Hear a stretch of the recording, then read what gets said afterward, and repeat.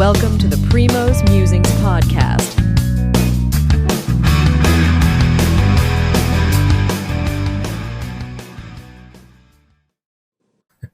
All right. Good evening. Hey, how are you doing, Dan? I'm doing great, thank you. All right. You're fresh from the Rolling Stones concert and came to watch Nadal and Zverev play. Right. And it was quite a emotional day for Nadal. And I'll get you chime in on what you saw from Nadal as Nadal exits the French Open, losing to Zverev in the first round. Incredible record in the French Open, 137 and 4 in the French Open. And Nadal played as good as he can. And I'll leave the floor up to you and I'll chime in and then we'll talk about the other players as well. Yeah, I mean, I won't say too much about the match. We can talk, just briefly, and then just hit on his, reflect on his career a little bit for a few minutes afterwards. But basically, yeah, I mean, I thought, like you said, he played as well as he could have. I think we've seen him play a few times this year. The first time I saw him play, I think, was at the exhibition he had against Alcaraz, which, to be honest, I was quite impressed by him at that exhibition. I thought he looked good. Others said he kind of left something out there, but I thought he looked pretty good there. And then he, played a few other tournaments, kind of lost, he maybe won a match or two here and there in the tune-ups to the French Open. And people didn't really know what to expect from him here. He had a few weeks to prepare, took a few weeks off. And yeah, I thought he looked brilliant out there, really. I think I didn't see the first set, but he up a break in the second. He was serving for the set, got broken, lost in a tie break, and then got off to a good start in the third set. He was up 2-0, but then once again got broken back, and Zverev just was too tough down the stretch. And I think, to be honest, I was just more impressed by Zverev than Rafa overall. I thought Rafa played pretty flawless, great tennis, but I've never seen Zverev play so well. His unforced errors were almost. I saw almost nothing. He had a couple where, Nadal put him on the run. He dumped a few in the net, but they were more or less what you call forced errors. A couple of double faults he had. He was a little tight at times, Zverev, which we've seen before. That's been the one knock on him, his second serve at times. But whenever he got broken, he answered right back with a break of Rafa relatively quickly. And he just had an answer for all of Rafa's deep, punishing forehands and backhands. Zverev had an answer for everyone. He was just the total backboard today, and he was one shot better in many of those rallies, and that's what it came down to. It was great tennis. I like I texted to you. It felt like we were watching a final or a semifinal. It was that caliber of tennis. There's no doubt. I mean, Zverev was number 4, and Rafa he's still probably a top 10 or top 15 player if he were to want to keep playing out there. So it was a semifinal or final caliber of a match. And it was close. Three good sets. So that's my critique of the match. You can talk a minute or two about it, then we can just talk a little bit about his career. Yeah, I think just watching the match, I watched it in the entirety. Got broken the first game itself. In the first set, it just looked like he was just scrambling to keep pace with Zverev. And to your point, Zverev was incredible. He had his serves going. Even the shots he was hitting, he was moving Nadal all around the court and then hitting those winners. The one thing where Nadal was really excelling himself in second and third sets especially was coming to the net. And I think we were texting each other about, he was serving wide, coming to the net and putting the ball away. And every time he got into a rally, Zverev actually got better of him. Although you did see flashes of brilliance from Nadal from time to time, still got that extra zip on the topspin and hitting those incredible winners down the line. But I don't know if it was Prakash Amritraj or Jim Courier who said it just in the pregame that they watched Nadal and they were saying that the speed of his shots was probably like 3 to 4 miles less, which at that level could be a lot different than the normal Nadal that you're used to seeing, the 14-time winner in the French Open that you're used to seeing. Even in the second set, Nadal had he had the momentum going. The crowd was definitely pro Nadal, except for Zverev's box, I think. And one of the things that you normally don't see in a match like this, or even in a first-round match like this, is the presence of the world number 1, Novak Djokovic, the women's number 1, Iga Swiatek, Alcaraz, Stan Wawrinka. In fact, I was very impressed with Djokovic. Actually, I think he stayed until the first set. I think, and he left in the first set after the first set, from what I saw on Twitter or now X. And then Alcaraz actually stayed until the end, until the speech from Nadal, which kind of tells you the respect that he has got from these players. And I was very impressed with the current day players coming and watching a player who's actually playing the first round. That tells you how much respect that he has in this particular, not just in the tour, but also on this particular Grand Slam. Yeah. So yeah, I think now we can go to, I mean, from what I heard on Twitter, Nadal was very clearly, uh, he has made it clear that he's not going to be at the Wimbledon. He said playing different court styles may not be the right thing for him. He said he needs to take some time off, talk to his people, and to see whether he can actually uh, play other tournaments, let alone Wimbledon. And I know there's one in July that's coming in, which is the Olympics, and he's always expressed his interest to play Olympics. There was a big talk about Alcaraz and Nadal teaming up for doubles.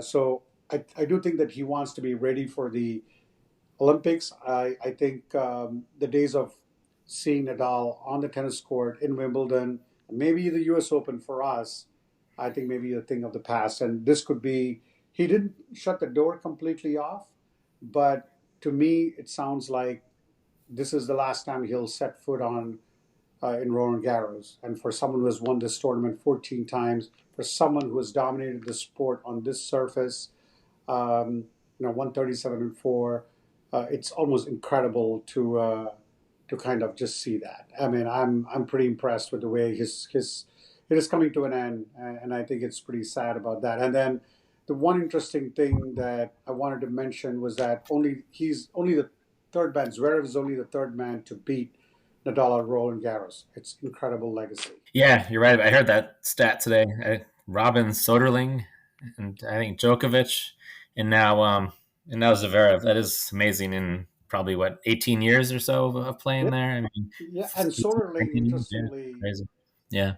Soderling instantly beat Nadal, and the person he played in the final was Federer, and that was only Federer's only French Open uh, championship. He beat Yeah. Soderling in that final. So that just tells you like how incredible Nadal has been on this surface. So I mean, I just wanted to briefly touch upon on the other players who won. I think Medvedev won. Um, Cerundolo, the guy who you thought would give Djokovic a lot of fits, won. Uh, and, the other players who actually won were Monfils. So that's another one that Djokovic might be playing. Tommy Paul, from an American standpoint. Tiafoe, another five-setter, always struggles to win five-setter. So that's where we are on day two of the French Open. Nothing earth-shattering from other players, but the whole story of today was Nadal. Nadal was the one, in spite of his loss, got to actually address the court. So it does seem the end for me, and it's sad. I mean, it is sad from having grown to be a Federer fan. I always rooted against Nadal, but I think sometimes we are sentimental players, when it comes to tennis. And I felt a lot of a tinge of sadness as Nadal was departing the Roland Garros center stage. Yeah. Yeah, no, I mean, like, I'm thankful that I was able to. I've seen, I think, Rafa at the U.S. Open in person over the years, maybe Me too. definitely two times, maybe three in the semifinals against Del Potro a couple times, and then I believe one other match over the years, and just enjoyed watching him play so much. His style, I mean, it's obviously such a contrast, polar opposite from Federer. Federer is graceful, like ballerina-like out there, his movements, whereas Rafa is more of like a ground and pound or running back, like the old school. Yeah, you just see he kind of just such a grinder out there, consummate grinder, and he's just pounding away out there, and what a hard worker out there. So it was just a pleasure to watch him over the years. His style of tennis, where it's just the point was never over. He chased everything down and just hit amazing shots when you think he would be out of the point, he would just come up with something unbelievable. And yeah, it was just a pleasure to watch him over the years. Obviously, he owned the French Open. That was king of clay, but I think he's won 22 total Grand Slams, and he has a career Grand Slam as well. He's won Wimbledon, right, and as well as the Australian and the U.S. Open over the years. So I believe he's won, at the Aussie as well. So I think he has the career slam, and he'll go down as one of the top five all timers. So No, yeah. actually, I would put him. Obviously, no one can. You have Djokovic, you have Federer, you have Nadal, you have Laver. Yeah. And those are the top four players. Obviously, you had Borg. Sampras, Alex Sampras still. Sampras, yes. Yeah. So I think you're right. It's pulling teeth between their top six, and I think you cannot take anything away from any of these players. And I think his hip and his abdominal injuries has come to kind of a lot of setback for him. And again, like I said, it felt like he was playing in Spain. The entire court was just cheering for him every point. But Zverev, give credit to Zverev,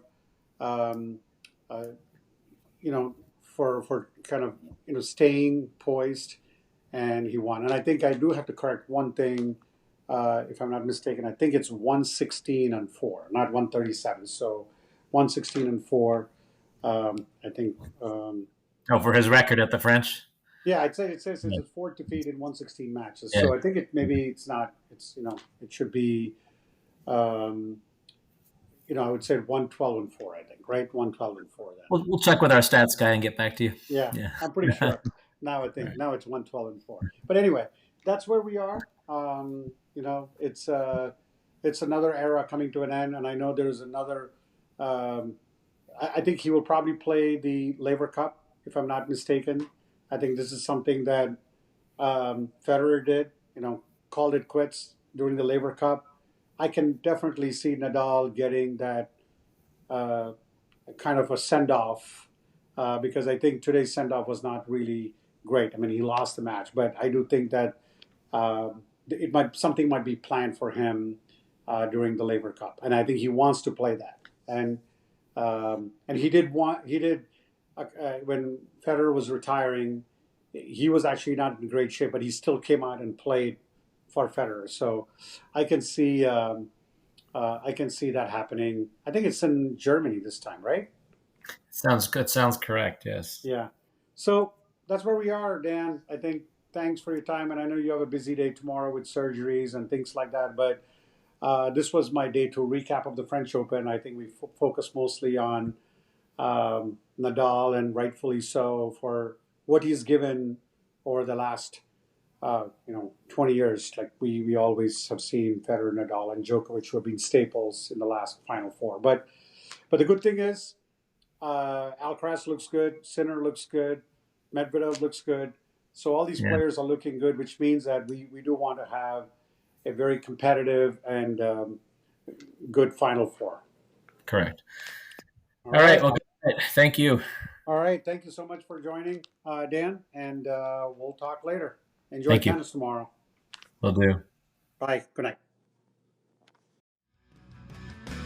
Thank you for listening.